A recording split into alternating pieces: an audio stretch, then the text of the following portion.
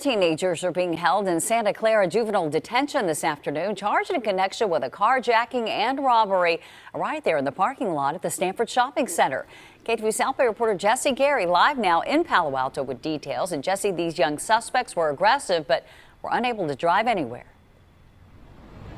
Yeah, that's right. They couldn't figure out how to start the car. Palo Alto police say in addition to private security, they too will beef up their presence here. This after 4 teenagers carjacked a woman as she sat in her vehicle. Palo Alto police say the crime took place in the bustling parking lot of Fleming's Restaurant on the east side of the Stanford Shopping Center.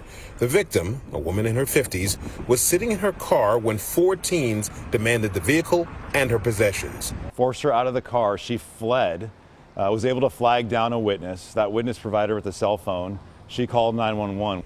While police responded, the suspects, one 14-year-old and 3 16-year-olds, were unable to start the car and ultimately ran off. An alert police sergeant spotted them at the city's transit hub and made the arrest.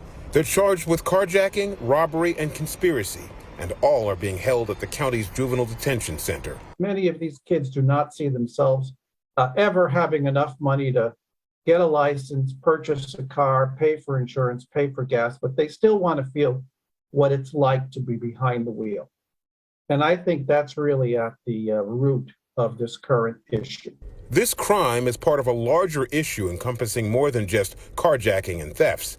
Retailers across the state and country have been targets of an increasing rash of crimes. We are here to find a solution. At the state capitol Tuesday, a bipartisan group of legislators, joined by California retailers, pushing for AB 2390 to become law.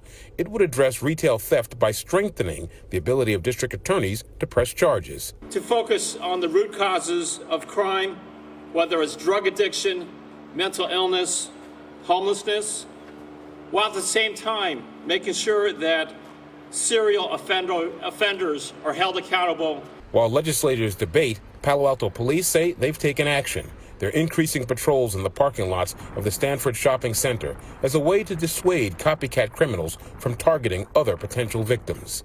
It's extremely concerning to us. It's concerning to everybody, the public included.